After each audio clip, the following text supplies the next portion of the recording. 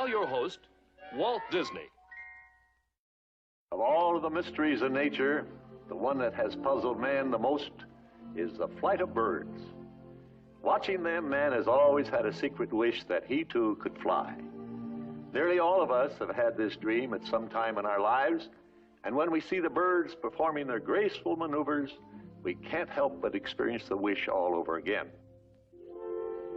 The large soaring birds are the complete masters of the air, birds like the eagle. He uses the air currents so skillfully, we wonder how he can stay aloft, seemingly without effort.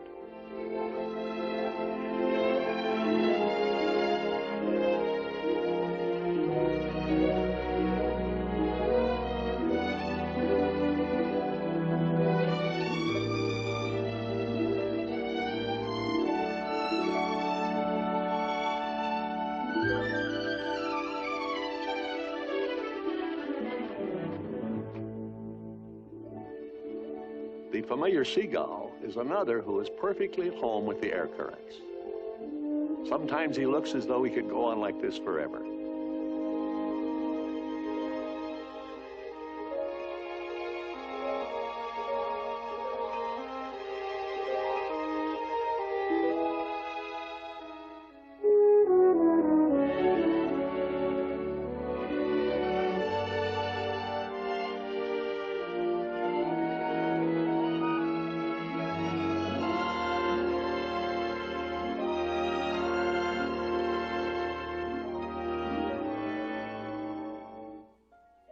All of the larger birds sail through the air with ease, making us wish we could do the same.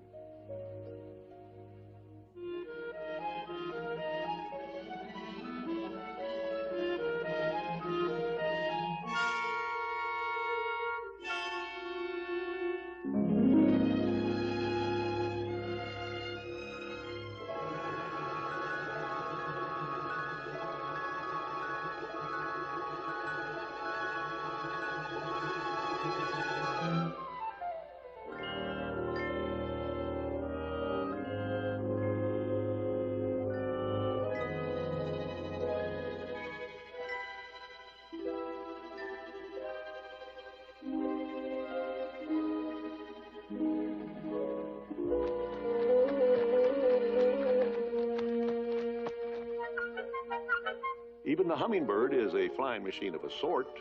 We might call him nature's helicopter.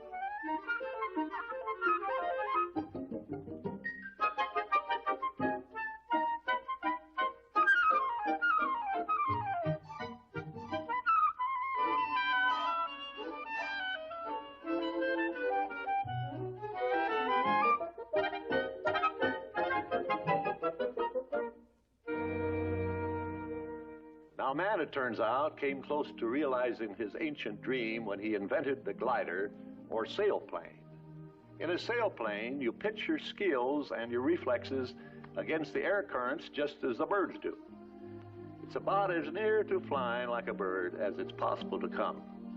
Our story on this show is about a boy who got wrapped up in sailplanes and almost wrapped one around a mountain. It's called The Boy Who Flew with Condors. And it begins, as might be expected, with a boy and a condor.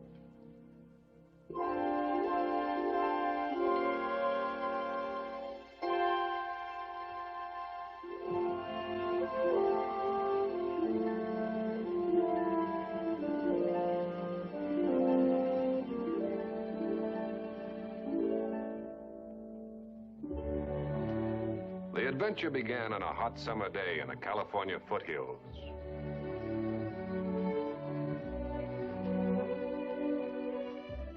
As was his habit at this time of year, the boy climbed higher and higher till he came to his favorite vantage point. His hobby was studying the California condors.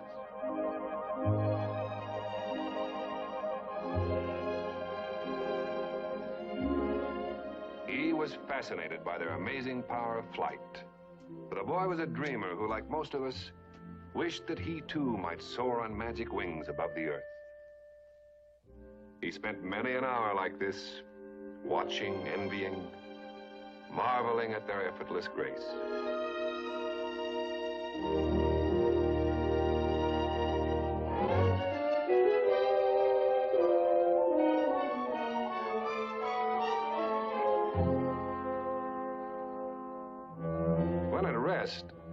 The Condors were grotesque creatures, prehistoric looking, awkward, objects of ugliness.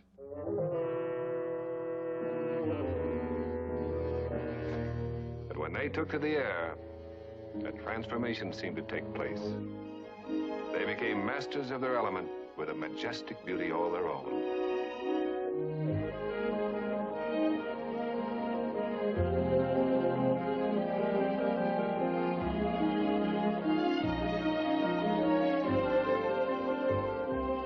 Suddenly, another kind of soaring bird came into view. Silent, swift, without any propulsion except the air currents. It rode the winds like the great condors themselves.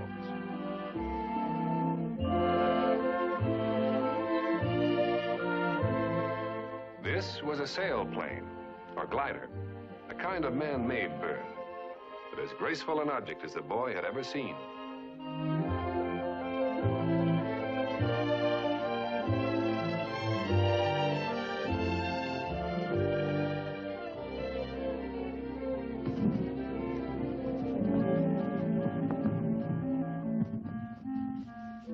The boy knew he must have a closer look.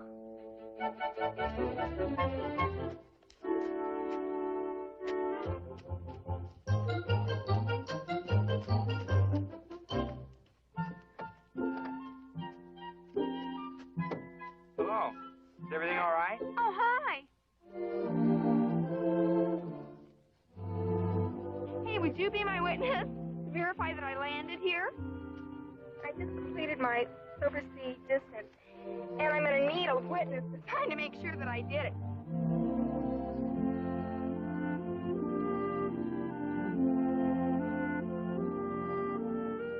What is this for? I gained this badge, and it's called a silver sea distance. And I think it's about 31 miles. I think I overshot it by about 10. By the way, I'm Margaret Brewster. Oh, I'm Chris Jury. And so it was that a boy named Christopher Jury met an interesting girl named Margaret, and first heard of something called the Silver Sea. Hey, oh, here they are, my ground crew. Ground crew, Silver Sea. The language of sailplaning was new to the boy and strange. But though he couldn't know it now, before long it would all become familiar and exciting. As exciting as it seemed to be to Margaret and her friends.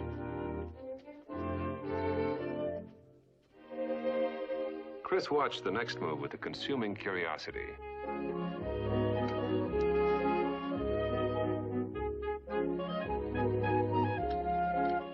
So that was how you got one home. You took it apart and carried it back to its starting point.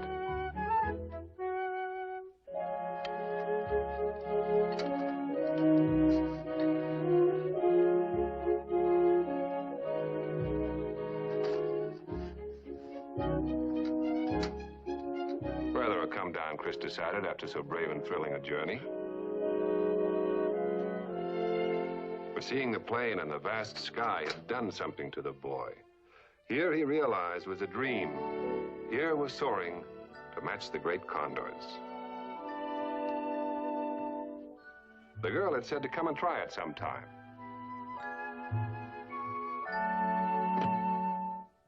And the more he thought about it, the more he thought he just might.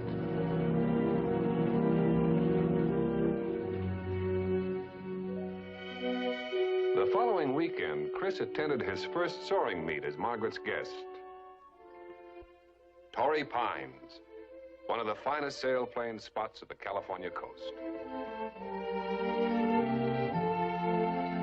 For Chris, it was all something of an eye-opener, a whole new world of excitement. Sailplaning, Margaret explained, was the coming thing, the sport of the moment, attracting enthusiasts by the thousands. From Torrey Pines to Texas, from Texas to New York and back, all across the nation, it was becoming the fun thing to do.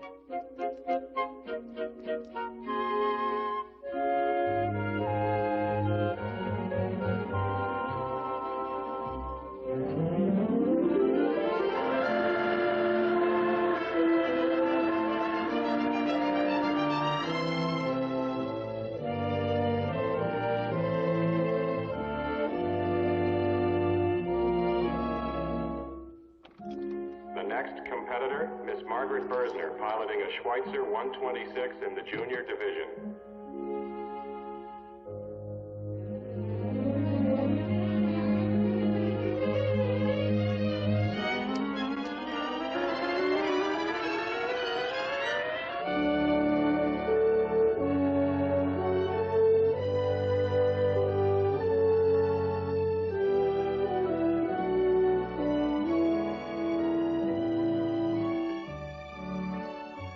At the age of 14, Margaret was the youngest flyer in the meet.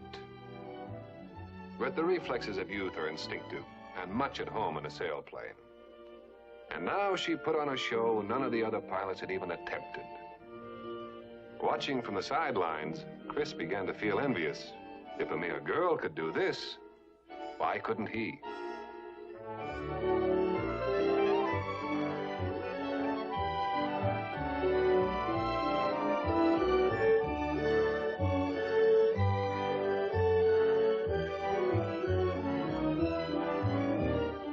Suddenly, through no fault of her own, Margaret was in trouble.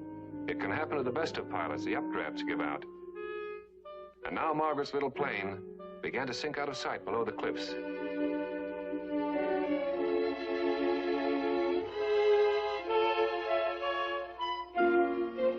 Fortunately, the beach itself was an ideal landing strip.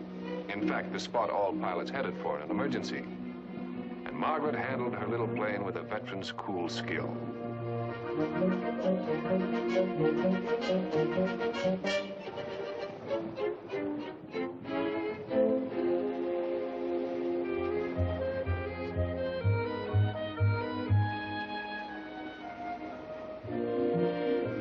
a matter of moments, rescue was on the way in the form of a noisy little power plane. At least all engine-powered planes seem noisy to the true sailplaner.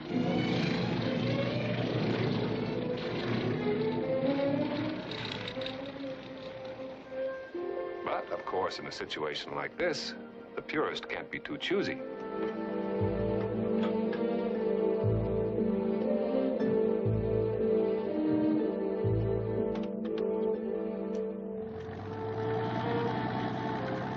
Even under the best of conditions, a tow line takeoff can be tricky. And this one had some extra complications: a slanting beach, a stiff crosswind, and a water hazard.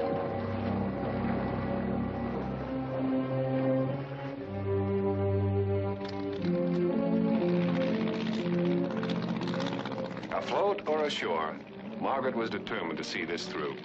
It was embarrassing to skid into the drink. It made you look bad in front of the other pilots, especially for a girl. This time, she really buckled down to business.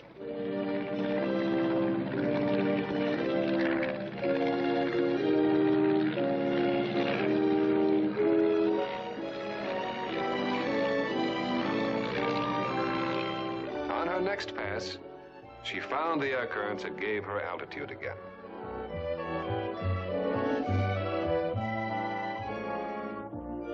No more shenanigans. Now for the competition. A spot landing contest designed to test a plane's handling and the pilot's true skill.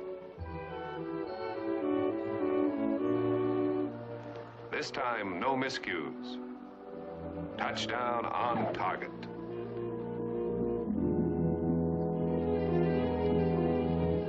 Not bad, Chris decided, for a slip of a girl 14. It was about then that he concluded there really was something to this sailplaning. By the next day, Chris was ready to take up Margaret's invitation to come try it. But when he arrived at her soaring school, he was hardly prepared for the numbers and variety of sailplanes to be seen. Craft of every sort, from trim single-seaters to workaday two-place trainers.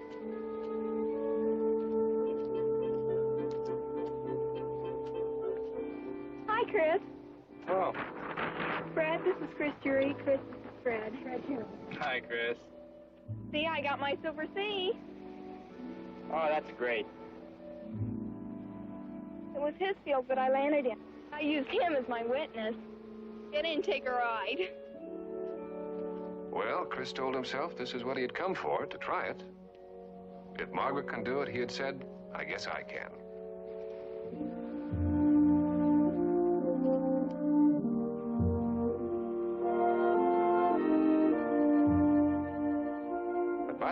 shoulder straps were fastened, and the seat belt secured, and the cockpit closed, he began to have some slight misgivings. He wondered if he'd been a little hasty.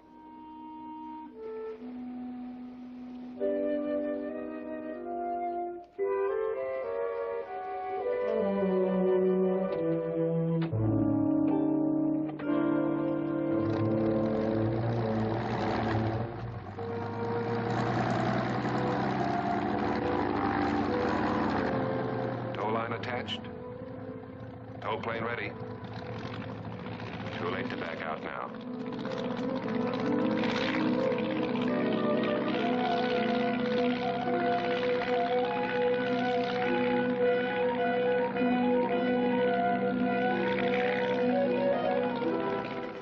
As they picked up speed, Chris was at first scared, then tremendously excited, then strangely reassured by Fred Harris's calm manner and matter-of-fact voice.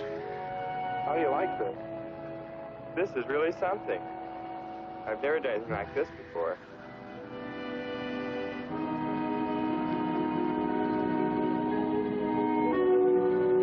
All we're doing at the moment is just towing to altitude. What is the normal release? 2,000 feet above the ground. We have no means of actually launching ourselves from the ground. Once in the air, we find uprising currents of air. Then we have the opportunity to a more sustained flight.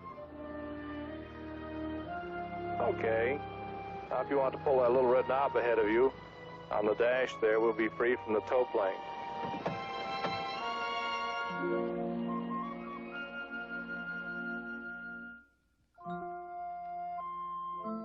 How long can you stay up in a sailplane? This depends on the lift conditions. Actually, we're descending all the time in relation to the air immediately surrounding the sailplane. But when we enter an air mass that's going up faster than we're going down, then we have the opportunity to go up with it. This is what we seek in soaring. We try to find these areas of lift that are going up, and we're able to stay up for hours at a time. Do they fly distances in a sailplane? Oh, yes. Over 600 miles is the record at the present time. It was made back in Texas. A fellow flew from Odessa, Texas, up into Nebraska. 600 and some miles? Just by finding lift? Well, he was using a storm frontal system, which creates an overriding air mass. And he just went on a straight line up a storm front. How high do they get? Well, quite high. The world's record was made right here, 46,247 feet. This was done by Paul Bickle. As Fred Harris went on about altitude records and distance flights and the theory of soaring, Chris found the mystery of sailplaning no longer a puzzle. For the first time, he understood how the great Condors could remain airborne for hours on end. And now he himself was caught up in that same world of wonder, stirred by its challenges, excited by its promise, and willing to fly on like this forever. But easygoing Fred Harris said no. There always came that time when you must drop back to earth and reality.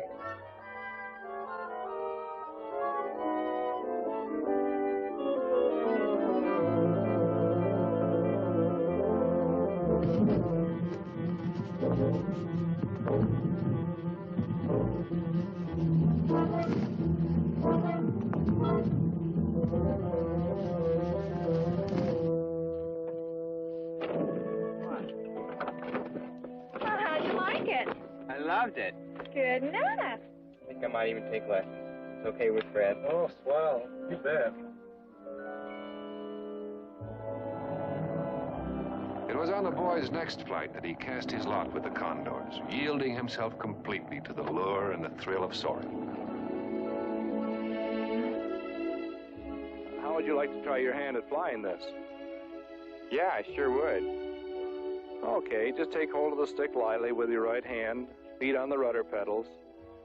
Now, to make the sailplane go in the direction that we want it to go, always apply pressure on the controls in the direction we want the sailplane to go.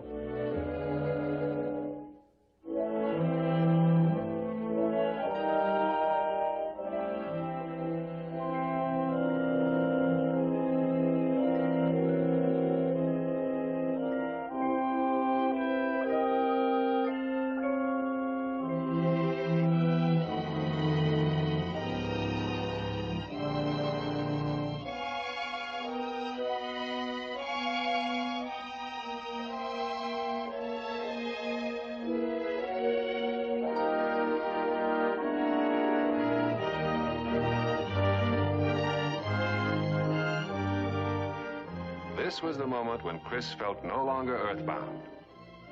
The wings of the plane seemed actually his own.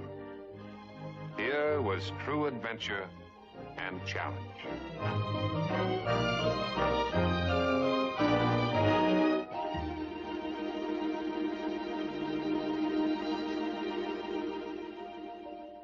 And so began a logbook labeled Christopher Jury, a record of flying time, lessons learned, tests taken and passed.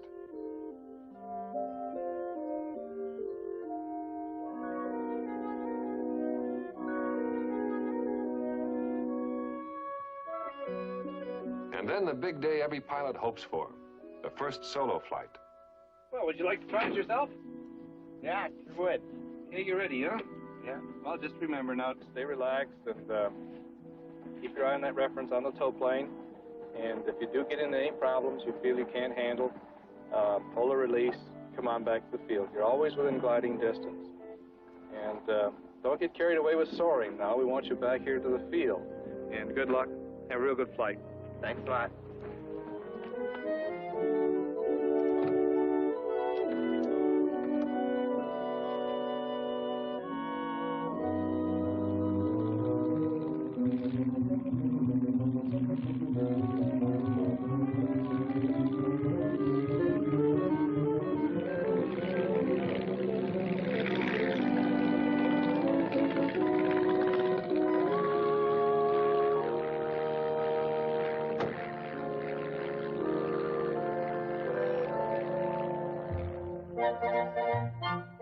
Now came the moment of testing. How well would he do on his own in the vast air ocean? But now he was alone, relying only on his reflexes, his judgment, and his skills. This was what it meant to fly like a bird. It was a heady experience, one in which exuberance might easily overbalance caution. But he remembered Fred Harris's send-off. Don't get carried away with soaring now. We want you back here to the field. You're always within gliding distance.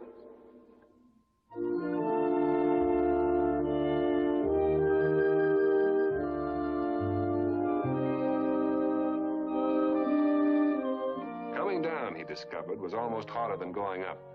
There were so many things to think of in that concrete runway rushing up to meet you. Perhaps it was the tension. Maybe he tried too hard. Whatever the reason, it wasn't the cleanest landing ever made.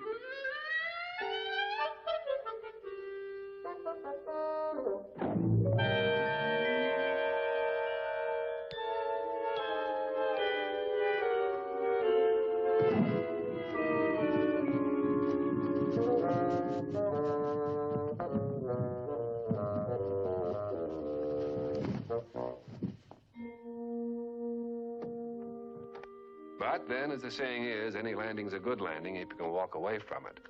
And at least Chris could do that. Oh, real good. Real good. Good fun. Oh, Chris. Congratulations, Chris. Real fun. Great show. Real good to have you back on the ground again. Great. Oh, we're good, Landon. Very good. Thank you, Bob. Chris? Real good. Now Chris was a sailplaner. And to prove it, he had had the traditional baptism that follows a first solo. Later that afternoon, while waiting his turn to go up, Chris saw what a sailplane can really do in the hands of an expert.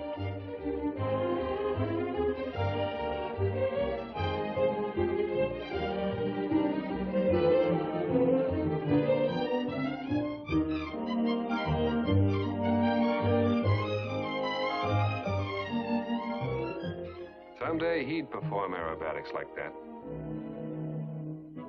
But first things first.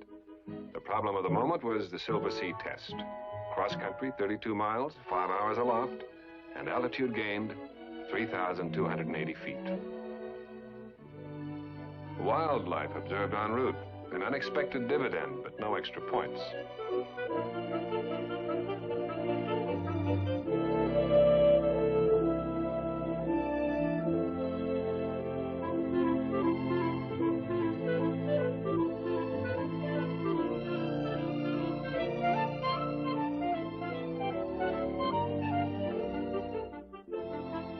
Nature lover or sailplaner, For a moment, Chris seemed to forget which. And in the air, even an instant of forgetfulness can mean trouble. Now he'd lost his lift. Now it was look out below.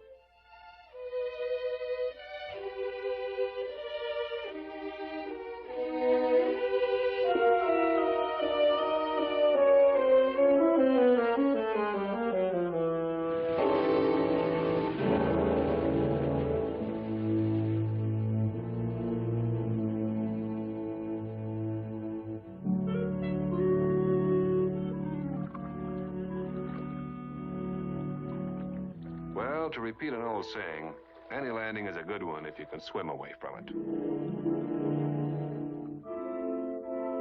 As it turned out, the damage to the plane was rather slight, especially when compared to the damage to Chris's ego and the severe dent in his pride. Fred Harris let the boy stew a bit, just a wee bit for his own good. Then, generously, he turned on the famous Harris grin. After all, he knew as well as anyone that it's a rule of the game: when you've got to come down, you've simply got to come down. Duck pond or no duck pond.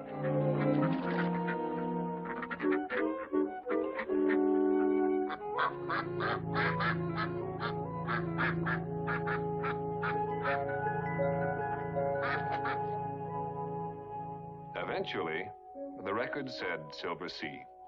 It didn't seem necessary to mention the ducks. Next try, in a new high-performance model, the Gold Badge.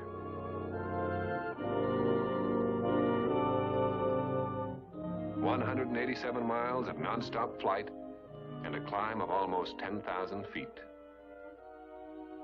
And to prove the point beyond doubt, a recording instrument called a barograph to register every change in altitude.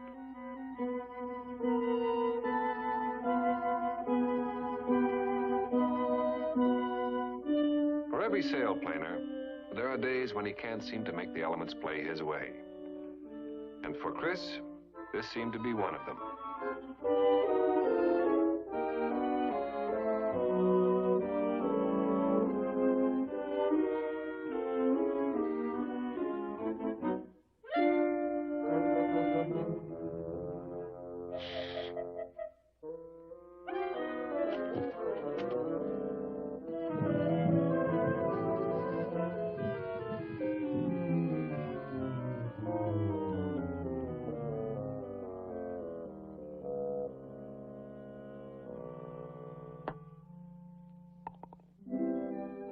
For Chris, a perfect approach.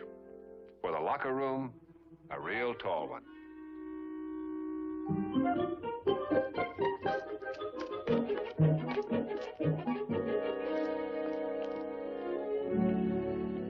Milt, I'd like to have you meet this boy. Chris, this is Milt Thompson, a test pilot at NASA. Pleased to meet you, sir. How do you do? Milt's invited us over to take a tour of the Flight Research Center. Would you like to go? Oh, man, would I? Hey, that's really neat. Thought maybe we could show you another type of gliding you might be interested in. The art of sailplaning suddenly took on a whole new meaning for Chris when he and Margaret visited Edwards Air Force Base.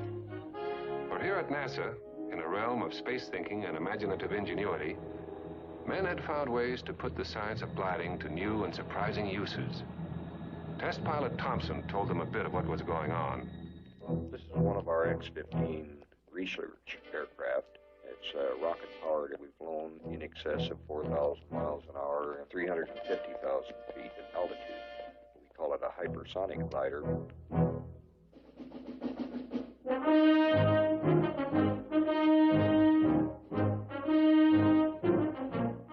F-104 jet aircraft, Lockheed Starfighter. We use them as proficiency trainers for the X-15 pilots.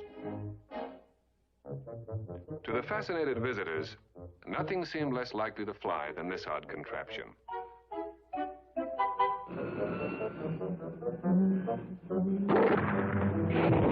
Yet rocket motors, it turned out, could actually lift it and keep it aloft.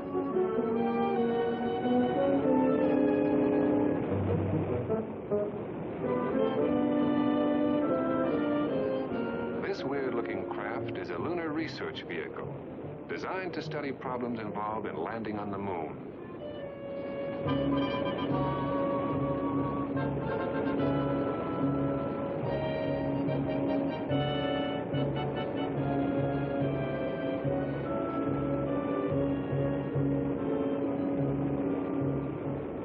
Someday, said test pilot Thompson, a machine of this type might well deposit commuters safely at the moon's front door.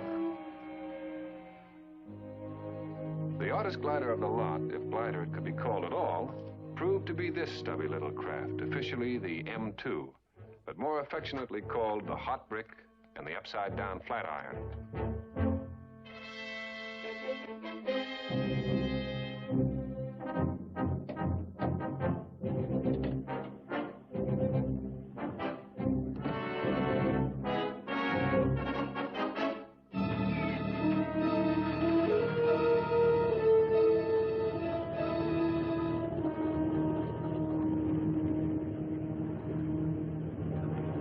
Things began to take on a more familiar look.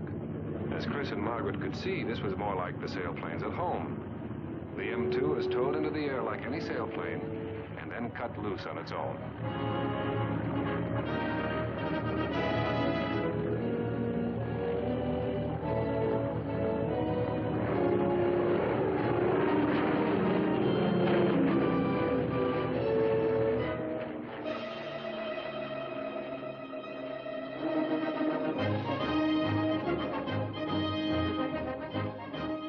Still in an experimental stage, this they learned is how future astronauts may eventually make their return to Earth, by gliding down through the atmosphere to almost any predetermined landing point.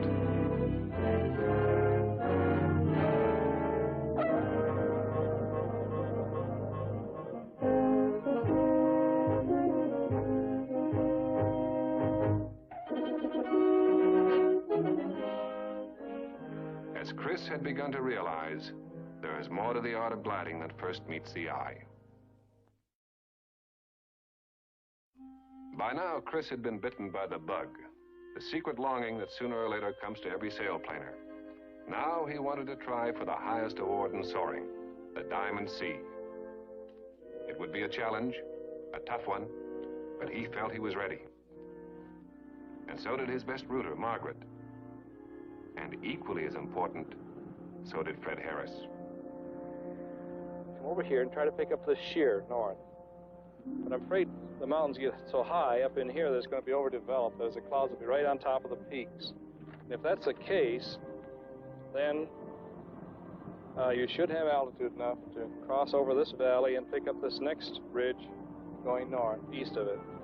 And about that time you get up in here, it's going to be dark, and but you'll have your diamond.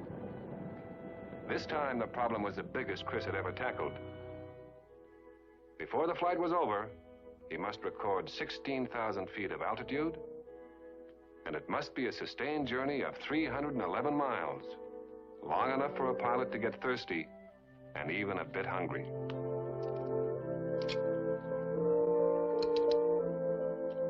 It helped to know that Fred Harris had confidence in him. And, of course, he knew he had Margaret pulling for him, too.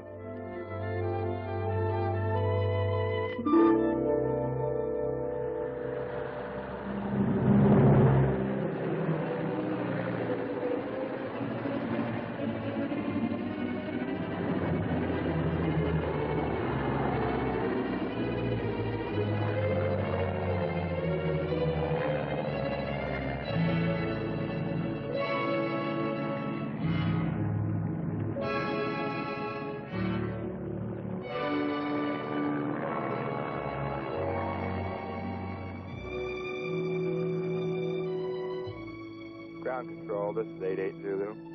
Releasing at 5,500, are you with me?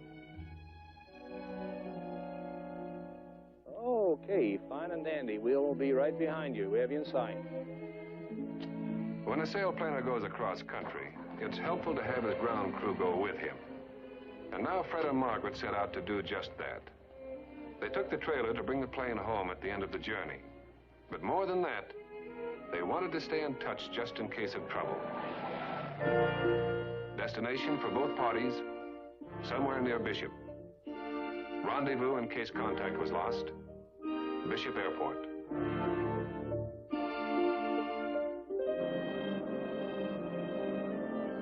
88 Zulu, this is ground control.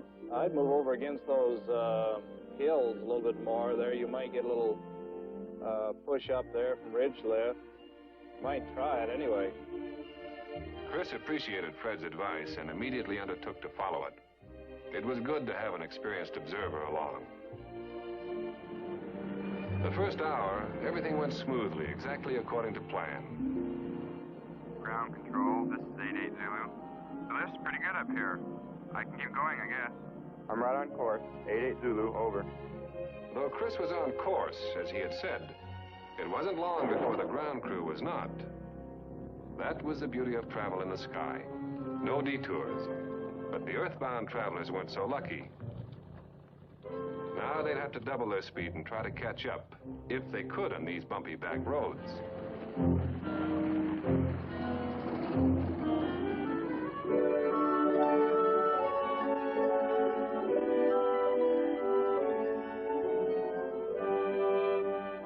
Another hour went by, and for Chris, it was still smooth sailing.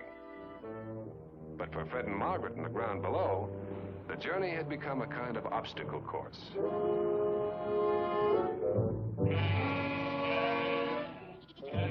This wouldn't do. Much more of this and they'd never catch up. 88 Zulu, meanwhile, was doing fine. No roadblocks up here. The altimeter said what it was supposed to say, and Chris felt he could even relax a bit.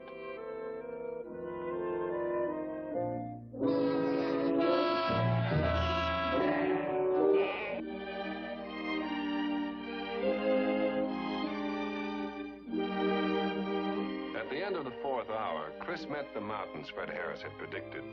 And fortunately, the clouds were not right on top of the peaks, at least not yet. No more relaxing now. From here on, he must tend strictly to business. Careful flying, alert attention, and supreme caution.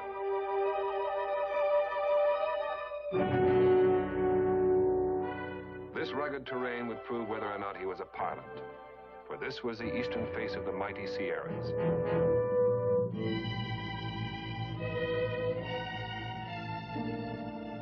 This was where the hot desert air rose thousands of feet to form what airmen call the Sierra Wave. It was country to take a sailplaner far, if he was game for the risk. But risk was what a diamond sea demanded.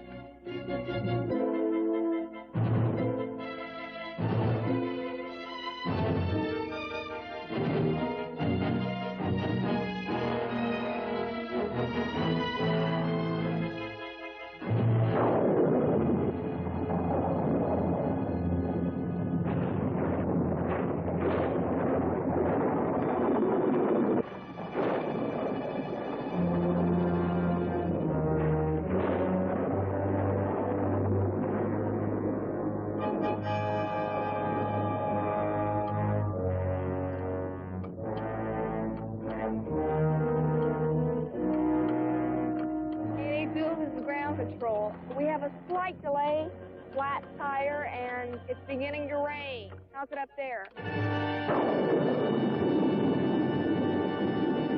Up there, it was bad and getting worse, for Chris had lost radio contact. But there was hardly time for that now. Heavy turbulence had begun to buffet the tiny plane.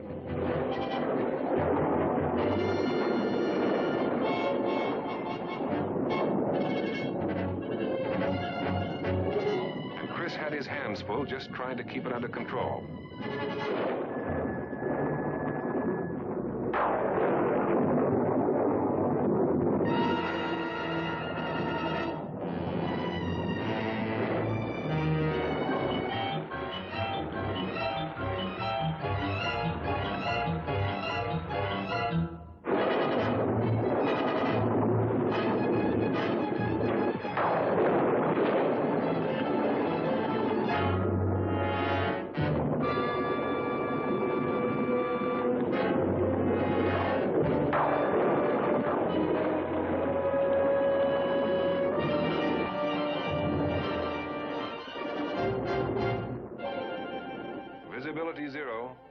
bearings lost, Chris tried circling, seeking a way out.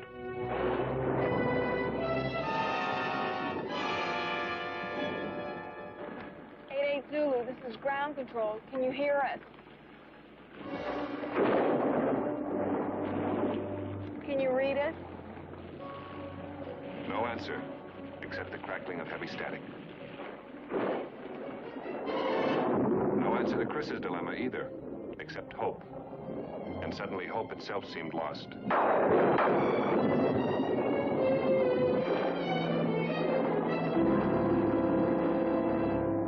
Altitude gone, visibility gone, situation deadly. Then, wonder of wonders, Chris saw a familiar form. It was his old friend the Condor, leading him to safer air and clearer skies.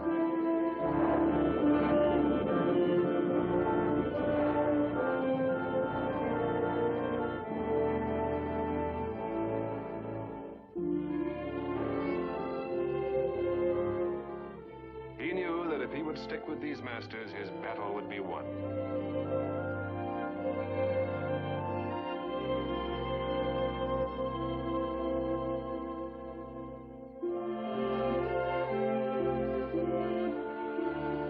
He followed their every move and became, for the moment, a Condor himself.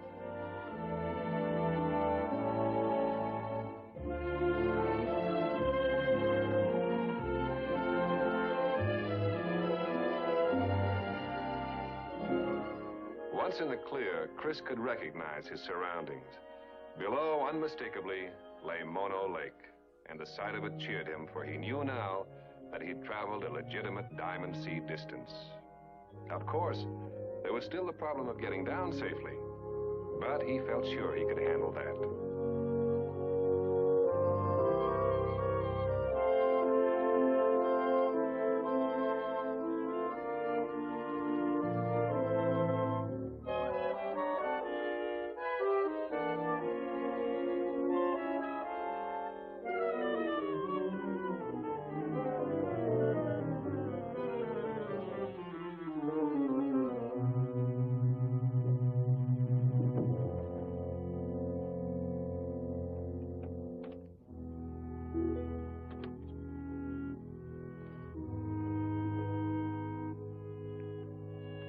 Good old Earth at last. Admittedly, it felt rather good to get his feet in the ground again.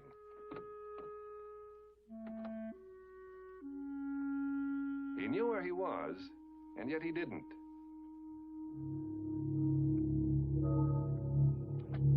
From the surroundings, it could have been some other planet, one seemingly devoid of life. And that was his problem now. To verify his Diamond Sea achievement, he had to find a witness. Someone to say he'd actually landed here.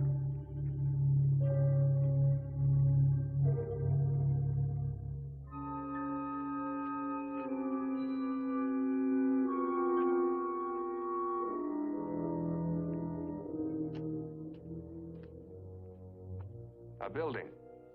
That suggested habitation of some sort. For every abandoned mine, there's usually an abandoned prospector to go with it. And this one had its old hermit, who was willing to sign an official-looking paper.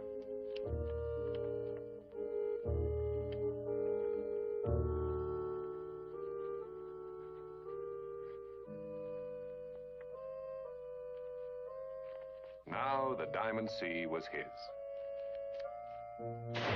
And now there remained one last little problem: how to get in touch with his friends.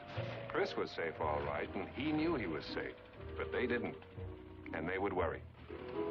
The conquering hero returns, but what a letdown in his moment of triumph to come home like this. Actually, it had never been Chris's intention to come home like this. He remembered all the times Fred Harris had to come and bail him out of duck ponds and golf courses. And now he was determined to get back under his own power.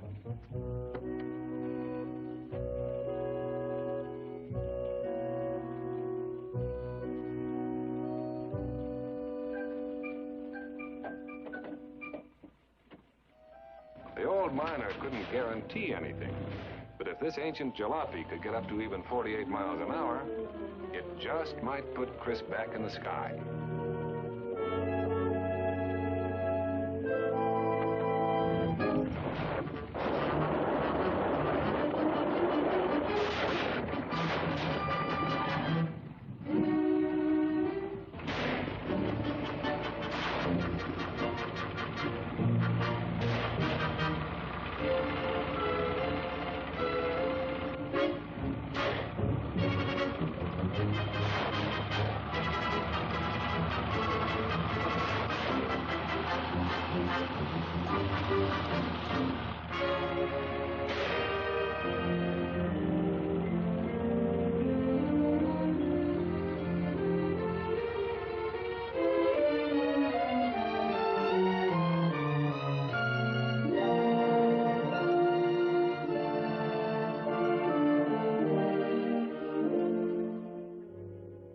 At the Bishop Airport, meanwhile, Fred and Margaret kept the appointed rendezvous. They had almost given up hope when out of the dusk, like a whispering wind, a shadowy sailplane floated gently to Earth. It was Chris, at last, home in triumph to receive their warmest congratulations.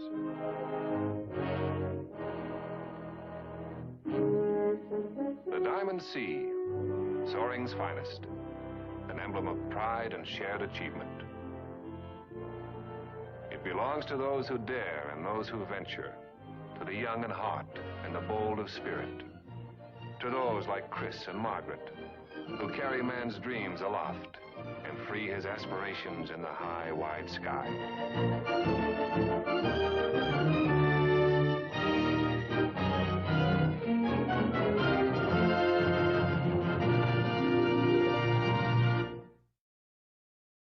That's how a boy won the highest award in soaring, but not without some help from those real masters of the sky.